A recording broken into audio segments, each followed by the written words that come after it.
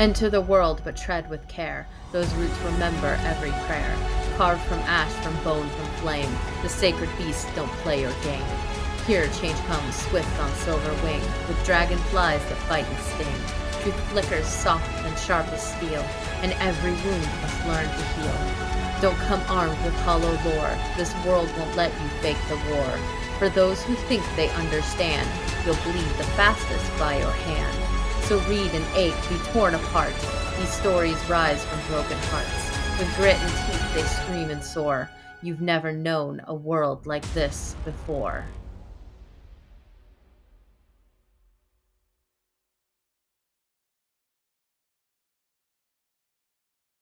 Welcome to Dhampir Sins, Book 1 of the Sacred Beast series by Sarah Yuher.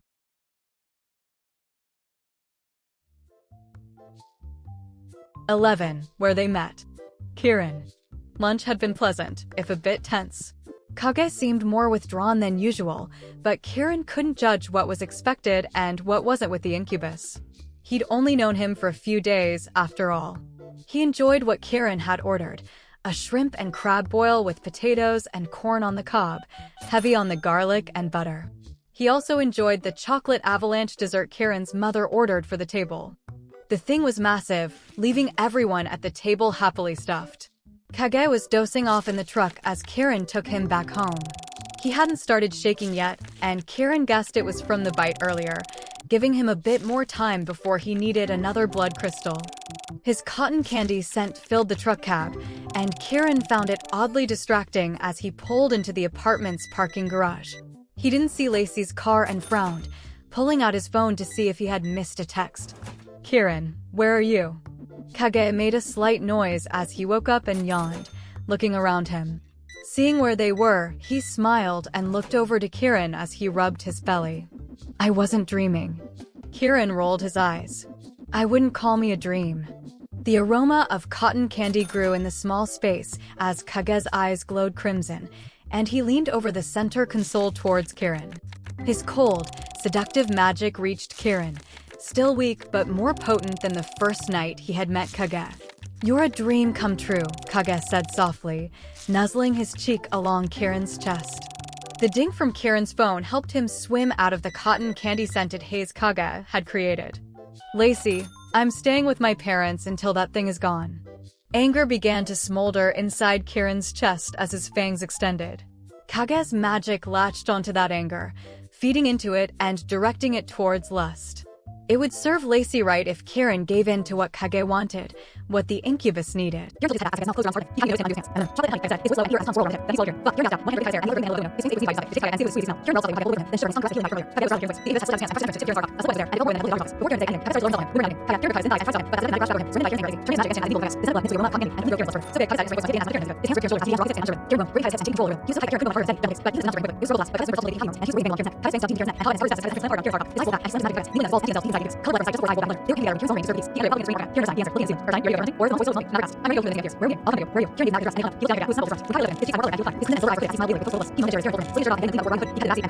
Kage was light in Kiran's arms as he approached the apartment. He placed Kage in his bed before he hopped in the shower. There was a knock on the door as Kiran got out of the shower, and he checked the peephole before opening the door for Maverick. Needed a shower? Maverick asked, looking around the small apartment. He was in his police uniform, complete with a utility belt, sidearm, and a bulletproof vest. The vest seemed redundant to Kiran since badger shifters were known to be bulletproof when shifted to their half or full beast forms. Yeah, let me get dressed, Kiran said, entering his room and dressing quickly. He stopped in Kage's room when he was dressed and armed with his revolver. The incubus was curled up in his new blankets with a happy smile as he snored softly. Kiran sat beside him on the bed, gently shaking his shoulder. Kage snuggled close to Kiran, opening his eyes and yawning. Sleepy, he mumbled lightly. I bet.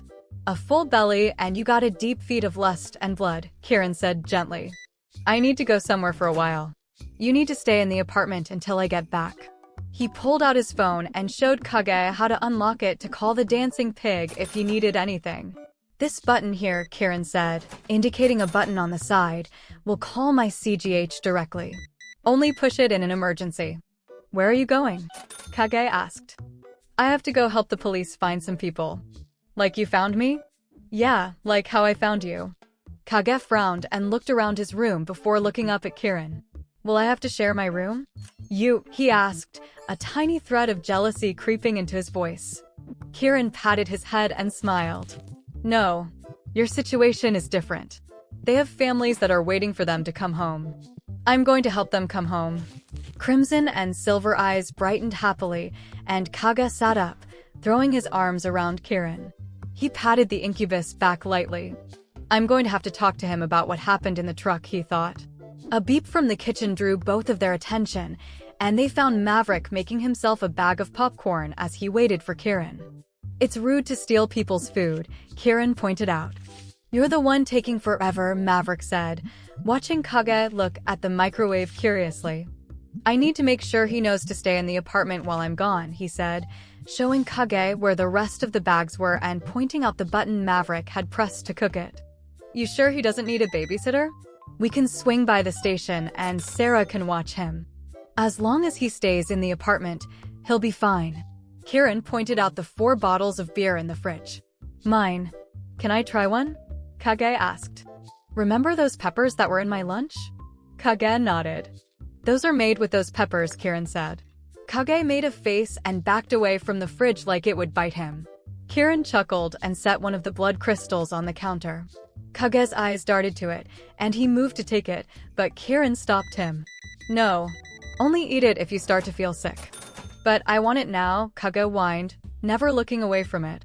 Did you like the dessert Mom ordered today at lunch? Kirin asked. Kage nodded, glancing at Kirin from the blood crystal.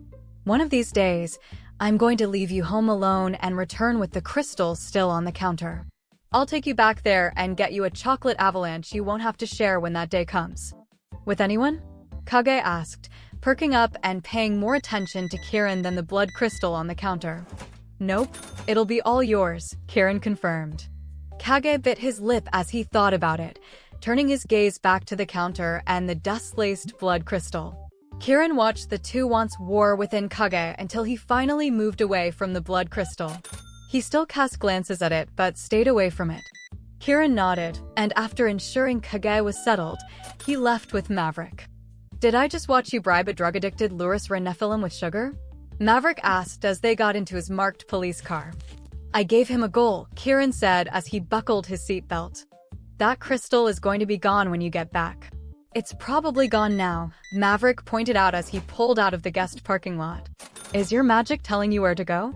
I know that, Kirin growled at the badger. Just take me to where you lost the trail. We'll start there. The badger grunted at Kirin, munching popcorn as he drove through the city, heading towards the outskirts of Exagora. Kirin watched the buildings go by, his eyes relaxed as he looked with his magic. He felt the tug as they drove by the west side ghetto. Stop the car, Kirin said, unbuckling his seatbelt. Why? We're not where I lost the trail, Maverick said as he pulled over. Kirin didn't answer him as he got out of the car before it had fully come to a stop. He was focused on the magical tug, following it into the dirty alleys. Before Kirin found him, he passed the dumpster where Kage had made his nest. Had it really only been 3 nights since then? He sniffed the air, catching the scent of the man that had raped Kage. It was fresh. You came back. Kirin wondered aloud as he followed that scent. Maverick had caught up to him, sniffing the air. I smell that incubus that's at your place, he said. It's not his scent that we're following. Your scent is here as well, Maverick mused. But it fades in and out like you weren't really here. The shifter closed his eyes and breathed deeply, his mouth slightly open as if to taste the air. I smell a third, fresher. That's who we're hunting, Kirin said, following the scent and the tug of his magic. He cast it out around him and Maverick, hiding them from their prey. They kept to the shadows as they crept through the dirty alley with their firearms ready. The sour stench of the city's dregs clogged Kirin's nose and throat, making it difficult for him to follow the scent. Even Maverick was having a tough time, shaking his head periodically in an attempt to clear his senses. Kirin wondered how anyone could live here. Most of the homeless they passed were human, blessed with a dull sense of smell. The first ones they passed, Maverick frowned at their lack of acknowledgement of their passing. Normally, they watch the police like we're going to arrest them for breathing, he commented softly to Kieran. They can't see us, Kieran explained. He spoke softly as well. When he cast a notice me not spell, he could scream in someone's face and they wouldn't even blink, but he had been feeling drained for the past 5 minutes and wasn't so sure it would hold. What in the hells did you do? Maverick demanded loudly. A dirty woman looking through a garbage pile looked around, confused. Keep it down. I'm not sure how well it will hold, Kieran hissed. Shouldn't let an incubus munch on you so much. Maverick made a pointed look at the 2 bites on Kieran's neck. Kieran growled at the shifter, but paused in his steps as the scent of sulfur broke through the rank stench of the alley. Maverick growled, shifting to his half-form. The black and white fur flowed over his body like water as it changed. The white fur started at the top of his head and flowed down into the back of his uniform, while the rest of his fur was as black as Kage's hair. The effect reminded Kieran of a chocolate cupcake and a woman's wedding train. I don't think your skin is going to be proof against the source of that stench, Kieran whispered. Do you have any blessed ammo? Even as Kieran asked, he embraced more of his magic, activating the Requip spell crystals in his CGH. Shadowy smoke enveloped his revolver, and he felt the grip change in his hands. When the smoke dissipated, a silver revolver with golden angelic runes had replaced his usual revolver. Maverick whistled softly as he eyed the gun now in Kieran's hands. The Badger quickly released the mag from his sidearm, storing it as he grabbed another and slammed it home. I only have the 1 mag of Blessed. Do you have more than those 6?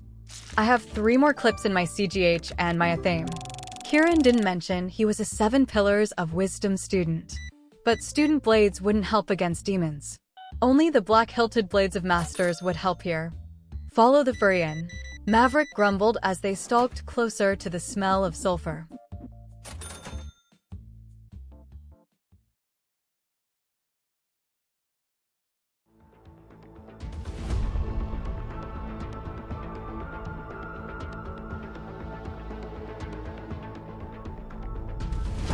"13 souls stolen, 1 rescued from the refuse.